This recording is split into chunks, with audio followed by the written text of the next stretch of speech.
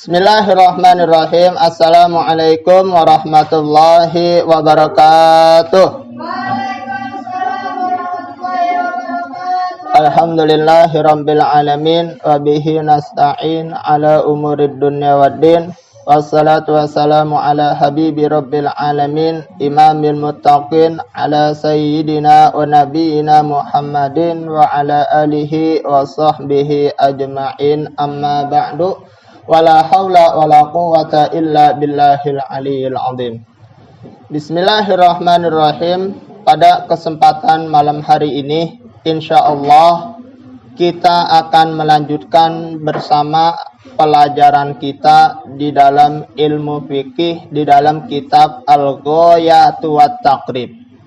Pembahasan kita pada kesempatan malam hari ini insyaallah kita akan mempelajari bersama-sama di dalam syarat-syarat salat sebelum kita melaksanakan salat. Bismillahirrahmanirrahim. Faslun wa syara'itus sholati qabla dukhuli fiha khamsatu asya'a. Dan adapun syarat-syarat salat sebelum masuk di dalam salat, artinya sebelum kita melaksanakan salat, khamsatu asya'a, itu ada 5 perkara.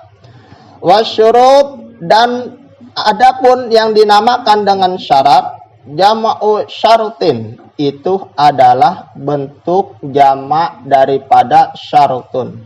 Syartun mufrad, syartani tasniyah, syurutun itu namanya jamak. Jamaknya jamak taksir ma takassara an bina'i mufradihi di dalam pelajaran nahwu.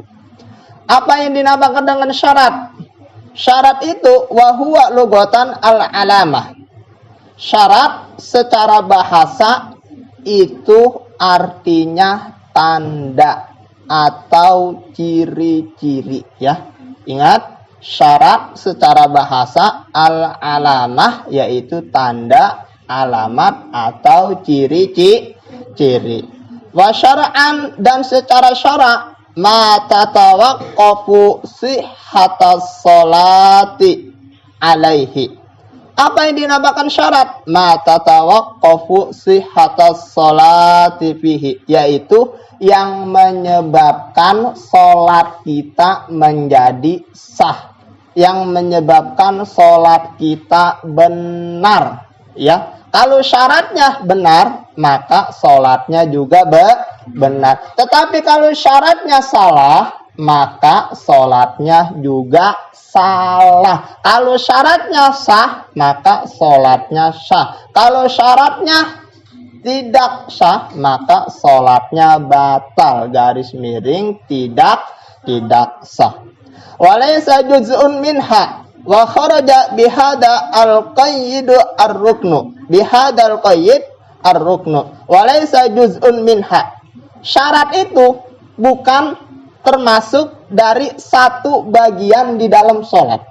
Artinya syarat ini adanya di luar sholat. Artinya sebelum kita melaksanakan sholat. Artinya apa? Kalau bahasa gampangnya, sebelum kita masuk ke dalam sekolahan, persyaratan yang harus dipenuhi, salah satunya fotokopi ini dan lain sebagainya. Sama, ini juga syarat, ya, yang harus dipenuhi sebelum kita melaksanakan sholat. Adanya di mana? Sebelum kita melaksanakan sholat. Wa kharaja bihadal qayyid ar-ruknu. Beda dengan rukun. Syarat di luar pekerjaan, artinya sebelum kita mengerjakan. Sedangkan yang namanya rukun, fa innahu juz'un minas shalah. Rukun itu adalah salah satu bagian daripada sholat. Artinya apa? Syarat sebelum melaksanakan suatu pekerjaan. Sedangkan rukun pekerjaan yang harus kita kerjakan ketika kita mengerjakan suatu pekerjaan tersebut. Ini syarat-syaratnya sholat. Syarat-syarat sahnya sholat. Sebelum kita sholat harus kita penuhi. Kalau kita nggak penuhi, sholat kita nggak sah. Kemudian rukun-rukunnya sholat. harus kita penuhi ketika kita sedang sholat. Kalau kita nggak penuhi, sholat kita juga tidak sah. Ingat, syarat maupun rukun keduanya itu wajib harus kita penuhi di dalam sholat. Sekarang pembahasan kita yaitu tentang syarat-syarat sebelum kita melaksanakan sholat, yaitu ada 5 perkara. Yang pertama, taharatul a'dha'i minal hadas. Yang pertama yaitu suci anggota tubuh kita dari hadas. Hadas itu terbagi menjadi 2. Yang pertama al-asghari wal akbari. Ada hadas kecil dan ada juga hadas besar. Apa bedanya hadas kecil dan hadas besar? Kalau hadas kecil ma'aujabal wudu'a, yaitu hadas yang mewajibkan bagi kita untuk berwudu. Kalau hadas besar ma'aujabal ghusla, yang mewajibkan bagi kita untuk mandi wajib. Apa penyebab mandi wajib? Kita ingat-ingat lagi pelajaran kita yang sudah kita pelajari. Nah, setelah kita suci anggota tubuh kita dari 2 hadas, hadas kecil maupun hadas besar, anggota tubuh kita juga harus suci dari najis. Najis terbagi menjadi berapa? 3. Yang pertama najis mughalladhah, yang kedua najis mukhaffafa, yang ketiga najis mutawassithah. Mutawassithah terbagi menjadi berapa? 2. Yang pertama ainiyah, yang kedua hukmiyah. Itu kita ingat-ingatin kembali pelajaran kita yang sudah kita pelajari. Jadi sebelum kita sholat, terlebih dahulu kita harus sucikan kita punya anggota tubuh dari ujung rambut sampai ujung kaki dari 2 hadas kecil maupun besar, dan dari najis, baik najis yang ma'fu maupun najis yang gairu ma'fu. Itu harus kita bersihkan. Yang kedua, setelah anggota tubuh kita bersih dari hadas dan dari najis, yang kedua wasatrul aurati, yaitu menutup kita punya aurat, ya. Menutup aurat dengan apa? Bilibasin tahirin, dengan berpakaian yang suci. Artinya kalau kita mau sholat, pakaiannya ini harus menutupi aurat, dan pakaiannya ini juga harus suci. Auratnya laki-laki bainas surah warrukbah. Auratnya perempuan ketika sholat nih, apa nih? Wajah dan telapak tangan sampai kedua pergelangan, itu ketika sholat. Untuk lebih jelasnya lagi, insya Allah sudah kita pelajari tentang aurat bagi laki-laki maupun perempuan.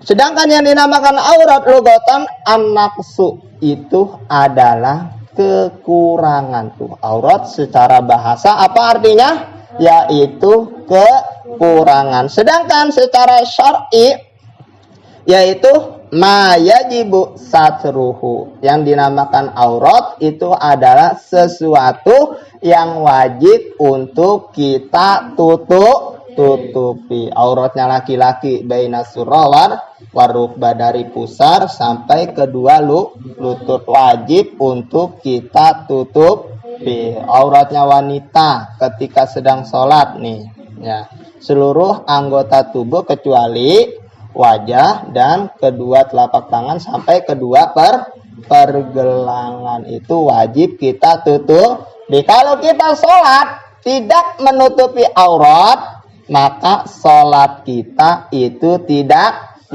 sah karena syaratnya kurang. Kemudian yang ketiga, wal wuqufu ala makanin tahirin. Kita harus melaksanakan sholat di tempat yang suci. Tidak boleh tempatnya itu tempat yang bernajis, tempat yang kotor. Tidak boleh. Ya, yang pertama diri kita suci, yang kedua pakaiannya juga suci, yang ketiga tempatnya juga harus harus suci, jangan sholat semau kita. Ya, tempatnya kotor, kita sholat begitu saja. Itu tidak boleh. Yang keempat, wal ilmu bidukhulil waktu, yaitu mengetahui dengan masuknya waktu sholat. Artinya apa? Kita sholat duhur harus mengetahui kalau ini sudah masuk waktu sholat duhur. Ketika kita sholat duhur tetapi mengerjakannya sebelum masuk waktu sholat duhur, maka itu sholat kita tidak sah. Mengapa? Karena syaratnya harus mengetahui kapan waktunya masuk sholat. Nah, seperti itu ya. Kapan waktu masuknya sholat, seperti itu. Ya.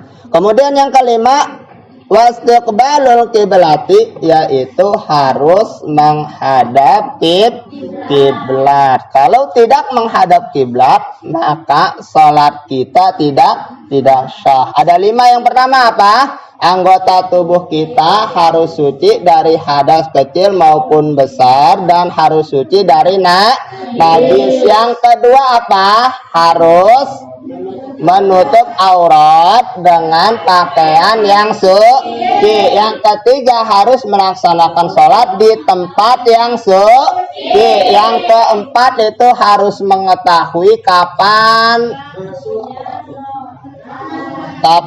apa? Masuknya waktu sholat. Yang kelima apa? Menghadap ke arah kiblat. Ini 5 syarat yang harus kita penuhi sebelum kita melaksanakan sholat. Kalau 5 syarat ini sudah kita penuhi, insya Allah sholat kita sah. Tinggal nanti seterusnya bagaimana rukun ketika kita melaksanakan sholat. Alhamdulillahirabbil alamin. Ilahuna wallahu a'lam bishawab.